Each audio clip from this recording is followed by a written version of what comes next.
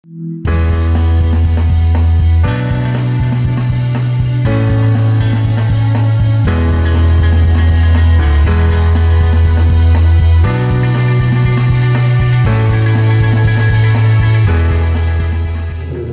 muy interesante y quería preguntar, bueno, disculpa hermano, no me acuerdo tu nombre. Roger, cuando hablaba un poco de esto de cuando se asocia el hablar, por ejemplo, el aymara con discriminación, no lo dijo, pero me hacía recuerdo cuando a veces hablábamos nosotros con nuestro grupo de personas que trabajamos con el movimiento del Cuarto Mundo, con alguna señora que decía, yo le he prohibido a mi hijo, bueno, no le he prohibido, pero prácticamente le he prohibido de hablar aymara, porque lo asocian al dolor que ella, como madre, ha sufrido al migrar a la ciudad y al sentirse discriminada. Entonces, más allá de una bandera, de agarrar el aymara como una bandera y decir, pues ahora vamos a hablar o defender una tesis en aymara porque es la lengua de mis orígenes, no sé si en algún momento, me imagino que sí, y luego Roger nos va a poder comentar, que han hecho el análisis de cómo hace la relación las familias de prohibir prácticamente a sus hijos el hablar el idioma nativo de sus abuelos, de ellos mismos, lo asocian con el dolor que han sufrido al momento de vivir esta discriminación cuando migraban a la ciudad. De la sesión anterior, ya. Iván, no es cierto que la provincia de Muñecas es enteramente quechua, como has dicho. No sé si has leído Silvia Rivera Pirateada, Federación de Ayllus y Marcas, Aymaras y Quechuas. Quechuas y Aymaras, la provincia de Muñecas, léelo, ya. Te agradezco tu defensa fervorosa de la libertad artística por el hecho de que el arte fuera libre. No quiere decir que es necesariamente progresista y menos revolucionario. No has dado ningún ejemplo concreto de obras que consideras que lo fueran. Había esa iniciativa editorial Hierba Mala Cartonera, según creo era del autor, ¿no es cierto? No sé qué opinas al respecto, si quiero con un ejemplo, ¿no? Luego, sobre lo que ha dicho el Roger, ¿no? Ser aymara es comer groseramente, no bañarse y chupar 3 días sin parar, ¿no? No será eso que el aymara es punk. Pero mira, más ampliamente, me parece que la segunda parte de la exposición trata del constante vaivén entre dos extremos que aunque habrán llegado a América con la conquista, creo que probablemente son más antiguos, ¿no? Un extremo es el salvaje noble, el otro extremo es el bárbaro bruto, podemos decir, ¿no? Durante mucho tiempo se veía a los indígenas de la selva como bárbaros brutos, en vez eran canibales, reducían cabezas, etc. Luego pasaron a ser ecologistas y salvajes nobles. Los que resisten eso son los ayoreos, como hemos visto en las ponencias anteriores, ¿no ves? Y luego, ¿quiénes han ocupado el puesto de bárbaros brutos? Los de Achacachi, ¿no ves? Cuando han sacrificado perros bautizados con el nombre de los de media luna delante de la tele, y también los laimis y cacachacas, ¿no ves? A los laimis y cacachacas los han comprado y son ayllus en paz, ¿no ves? Y dirán, bueno, es obvio porque el gobierno quiere convertir siempre los bárbaros brutos en salvajes nobles, porque salvajes nobles por definición no pueden causar problemas para nadie porque son pacifistas, ¿no ves? Entonces, eso digo, ya, no voy a... No te ha dado a mencionar algunos.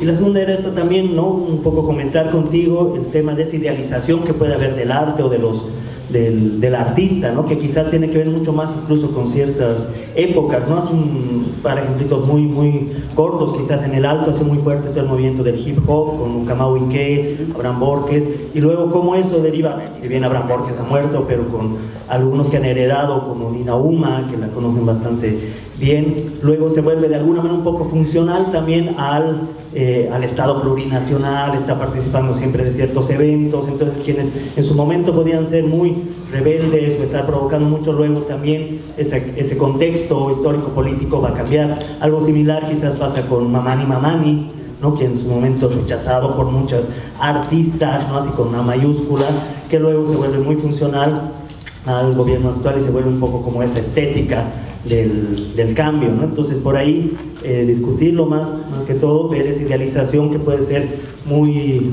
cambiable, ¿no? Y también un poco la recepción, no solo el artista, el creador, sino cómo se recibe, ¿no? Y hay esta diferencia a veces entre arte autónomo, industria cultural, ¿no? Cultura popular, que mucho de la escuela de Frankfurt, Benjamin, Adorno, a veces nos pone también ese problema, ¿no? Que la gente por ahí, al dividir esto, se está consumiendo más llamada cultura popular como telenovelas, música chicha, y al hacer esta idealización del arte quizás estamos cayendo nuevamente en ver unas artes que son, digamos, respetables, que hay que verlas, y otras, esas culturas populares que siguen siendo parte de, ¿no? de la masa, digamos, ¿no? Entonces es un poco para charlarlo más que todo contigo.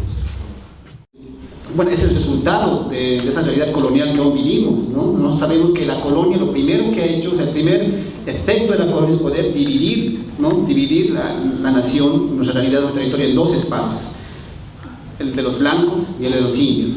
El de los blancos, hablar castellano y no trabajar, digamos, en la colonia, y dentro de los indios estaban los que hablan en aymara, están los que trabajan en el campo, trabajan en la mina. Entonces esa división que la colonia ha creado hoy en día, o después en la República, se sigue manteniendo, ¿no? O esa tara, o esa memoria todavía sigue manteniendo muy latente en las personas, ¿no? Digamos, cuando uno habla mejor el castellano, allá se está yéndose más hasta el lado de los blancos. Si uno habla como todavía mal el castellano, está todavía en el lado de los indios, y todavía sigue habiendo esa idea de que esto es lo malo y esto es lo bueno, esa dicotomía que crea el colonialismo.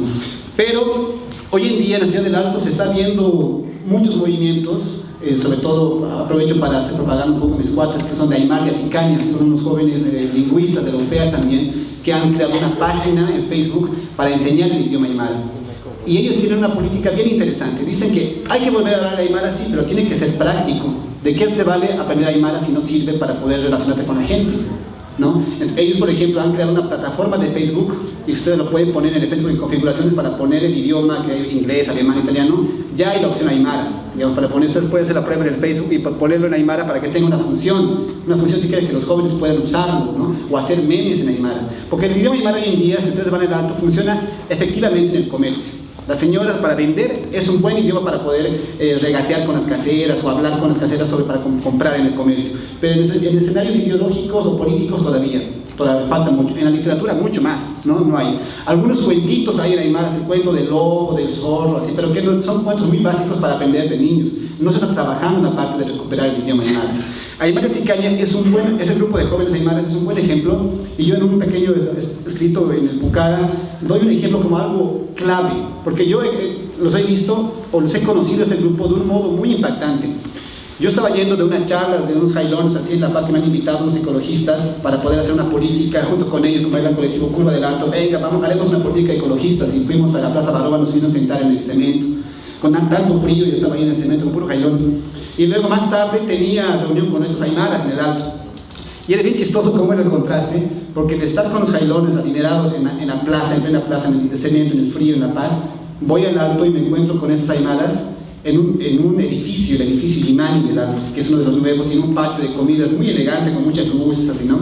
Y veo una mesa así grande de cholitas jóvenes, y jóvenes cholitas, y hombres cholitas, todos con sus laptops, uno con su iPhone, otro con sus celulares, y todos hablando en aymara. Toditos, estaban programando una actividad sobre el idioma aymara, pero todos en el idioma aymara. Y no en el idioma aymara como se ve en los manifiestos políticos, ¿no? Siempre se ha usado el aymara para ser algo beligerante, algo rudo. Ellos hablaban en un idioma aymara muy fluido, muy tranquilo, sin pretensiones, tranquilo, como si fuera algo normal. Yo entré ahí y me he sorprendido porque nunca había visto así cholitas entre ellas hablando en aymara, coordinando una actividad en su idioma, agarrando la computadora, las tablets, todo eso. Y la gente mismo alrededor se maravillaba. La gente dice, ¿qué ha pasado aquí? ¿Por qué están haciendo eso? Porque no es lo normal, ¿ve? Entonces, poder cambiar ese sentido común con la práctica, creo que es lo más importante hoy en día y que tiene que ser funcional. Eso con respecto al idioma aymara, y bueno, esa fue la pregunta, ¿no? La primera. Yo quisiera responder a la pregunta primero del compañero y también de la doctora Alison. En el Alto hay grupos artísticos, por ejemplo, de hip hop, ¿no? Y el caso, por ejemplo, de Kamau Ike ha sido un grupo que ha empezado a cuestionar las políticas de gobierno, por ejemplo, de Goni, por ejemplo. Es una generación, Kamau Ike, que surge, por ejemplo, con las luchas, por ejemplo, del 2000 al 2003. Pero lamentablemente el cantante murió, ¿no? Y de esa herencia, por ejemplo, es Ever Miranda, por ejemplo, con Nación Zap, que va cuestionando, por ejemplo, las políticas del gobierno, pero a la par también, digamos, cómo esa dicotomía, por ejemplo, de indios y caras, por ejemplo, debe desaparecer. Por ejemplo, en su última producción, por ejemplo, somos una sangre, dice, no, si no me equivoco, que todos tenemos pieles diferentes, pero cáscaras diferentes, pero tenemos una esencia en común, digamos, y que somos aquí parte de un territorio nacional. Pero como dice acá el compañero, la mayor parte de los artistas, por ejemplo, como Calamarca, que muy bien son habitantes de Achacachi, se han funcionalizado, por ejemplo, al gobierno actual.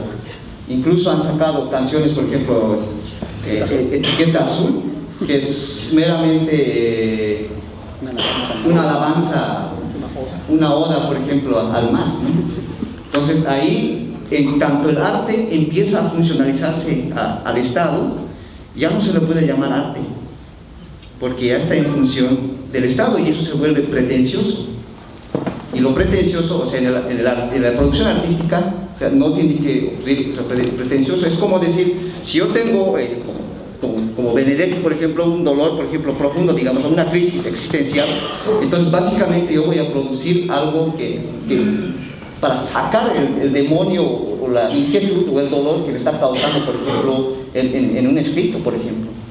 Entonces básicamente existe eso, ¿no? Y respecto a la pregunta de Alison, sí, evidentemente no existe, por ejemplo, en el Alto producciones, ficciones, por ejemplo, literatura que sea un acto de rebelión. El caso, por ejemplo, que tú escribiste, Alison, el de Cuando en Cuando Saturnina, yo lo podía considerar como un acto de rebelión porque hay una ficción futurista donde Bolivia ya no se rompe, ¿no? Se parte, ¿no? Entonces hay una ficción donde los collas empiezan a dominar, empiezan a ser una ficción futurista, ¿no? Entonces yo, como en la contratapa dice, es el primer libro indianista. Si partimos de indianista, es como un libro que empieza a hacer, digamos, ficciones donde los aymaras empiezan a empoderarse, ¿no? Entonces ahí podemos encontrar un acto de rebelión, porque cuando uno empieza a leer literatura, empieza a sumergirse en otra vida, ¿no? En aquello que no existe en la realidad, y uno puede aventurarse, por ejemplo, en novelas y dejar de lado, por ejemplo, lo que está ocurriendo en la realidad. Y en el Alto no existe, ¿no? Sí, evidentemente hay escritores como que ha ganado el Premio Nacional de Literatura Infantil, Gabriel Mamani Magne, que por supuesto escribe bien, tiene buena técnica, pero falta contenido a sus obras, ¿no? Y eso que Arguello, por ejemplo, ese librero que recientemente ha publicado unas crónicas, No me jodas, no te jodo, en el Alto, escribía en un periódico, Opiniones, decía que la literatura boliviana carece de contenido, carece de esencia, porque no está cuestionando cuestiones humanas, sino simplemente recae en simples narrativas de experiencias personales. Entonces podemos ver esa carencia, y en el Alto todavía no se está potenciando ni a partir del municipio, ni a partir de la sociedad, ni a partir de grupos culturales a estos artistas que están tratando de producir. Evidentemente hay grupos, por ejemplo, ONGs, fundaciones como Arbor, por ejemplo, donde empiezan a representar, por ejemplo, obras teatrales, por ejemplo, sobre Tupac Katari o Guaynatamo, por ejemplo, que también representan teatro, pero no están siendo potenciadas, y lo que debería ocurrir en un área urbana como el Alto o aquí como en Santa Cruz es potenciar a los artistas, porque ellos son los que están creando la identidad de esa sociedad. Entonces, si dejamos a los artistas de lado, si la municipalidad, si un Estado deja de lado de apoyar, o sea independientemente a un artista, entonces básicamente los artistas van muriendo de hambre. Entonces eso es lo que está pasando, ¿no? Un artista tiene que sobrevivir. Urquiola, por ejemplo, el que ha ganado recientemente el premio municipal de Franz Tamayo, Rodrigo Urquiola, se quejaba mucho, por ejemplo, porque él contaba su experiencia y se quejaba de su experiencia porque no estaba siendo vendidos sus libros, o sea, no tenía público que leer y había muy poca gente que leía. Y obviamente él se ha metido a la literatura, por ejemplo, a tiempo completo. Entonces, eso es lo que quería reflexionar. Una pequeña complementación sobre el tema del arte. Yo recuerdo un pasaje de Guillermo Frankovich, ¿no? En 1940, un libro que se llama Supay. Él narra una conversación de dos criollos hacendados que caminan por el campo, ¿no? En 1940. Y uno le dice, Fernando le dice a Eduardo, hablando del indio, ¿no? Dice, el indio son como los insectos que nos estorban nuestro camino, nuestro paso. Esos indios no existen, dice Fernando a Eduardo. Y Eduardo le dice, ellos no son como los gauchos, dice, ¿no? Y que también son el sector racializado también de Argentina. Y el Eduardo le dice, claro, el indio boliviano no va a existir como el gaucho, porque el gaucho en Argentina tuvieron artistas que escribieron sobre los gauchos, los propios gauchos que hablan de su propia realidad, y cuando uno cuenta y narra su propia realidad, le da existencia a ese personaje, ¿no? Mientras el indio no sea el propio escritor o el propio actor de su propia historia, nunca va a existir, decían, ¿no? Entonces yo creo que eso es elemental para analizar también la idea de identidad, porque si nosotros vemos en la producción artística, sobre todo en la parte mediática, como hemos hablado, ya estaba hablando sobre los medios de comunicación, si vemos en el cine lo que se ha creado de lo aymara o de lo indio, es como yo digo, el rostro triste, la cara triste, que nadie quiere reconocerse. Por ejemplo, un ejemplo muy claro es La Nación Clandestina. No sé si han visto La Nación Clandestina, que es una de las películas, digamos, que siempre está en todo, como uno de los primeros películas que tienes que ver para entender Bolivia, ¿no? Yo lo veía y decía, qué bueno, si es una mirada sociológica, se ve lo subjetivo del aymara. Pero yo me ponía a pensar algo, a mi papá no le gustaba ver esa película, ¿no? Mi papá prefería ver películas de Jackie Chan o de Rambo o de Van Damme o de Bruce Lee, ¿no? Y yo me pongo a pensar por qué no le gustaba esa película. Es que es muy interesante si tú lo ves desde la parte estética, no desde la reflexión sociológica. Porque si tú ves el personaje principal, que es Sebastián Mamani, Sebastián Maisman, es un aymara, primero, que está cagado, está jodido, ¿no? Es un aymara que le expulsan de su comunidad, ha violado a una mujer, es un borracho, es un alienado, se ha cambiado su apellido, se avergüenza de sí mismo y va a ir a morir. O sea, yo imagino a mi padre viéndose en él, que es una persona que se parece a mi papá. ¿A quién le gusta ver una película donde alguien que se parece a ti está cagado de la vida? ¿No ves? Entonces eso pasa cuando el director o el que produce arte, el otro, o sea el San Ginés o los otros, hablan de los indios, ¿no? Quieren verlo como, o sea, lo representan como ellos quieren verlo. Es lo que decía Frankovich, el indio nunca va a existir cuando él mismo hable de su propia historia. Y eso yo me recuerdo también una anécdota de mi madre. Yo cuando estaba muy niño, perdón que os cuente tantas anécdotas, andando, mi mamá iba con su carretilla, y yo estaba con él muy pequeño, y hubo un investigador, imagino que era un antropólogo, y le enseñó, ¿le puedo sacar una foto? Y mi mamá me dice, ya. Entonces ella, mi mamá, se para la carretilla y se quiere arreglar sus trenzas, y el señor me dice, no, así nomás, así estás bien, ¿no? Entonces ya, yo me pongo a pensar, ¿bien para quién? ¿No? Porque cuando alguien se quiere sacar foto, mi madre quería salir bien, presentable, quería arreglarse un poco su cabello parado, digamos, pero el otro no, el otro quería que esté tal como está, porque esa es la idea que se ha creado y eso es lo que quería representar, ¿no? Entonces yo creo que es importante entender eso, desde qué lugar uno está enunciándose, y en este caso lo que pretendemos nosotros como colectivo es que nosotros mismos podamos contar nuestras preocupaciones, nuestras reflexiones y nuestro modo de comprender, digamos, Bolivia y nuestra ciudad de arte. Gracias.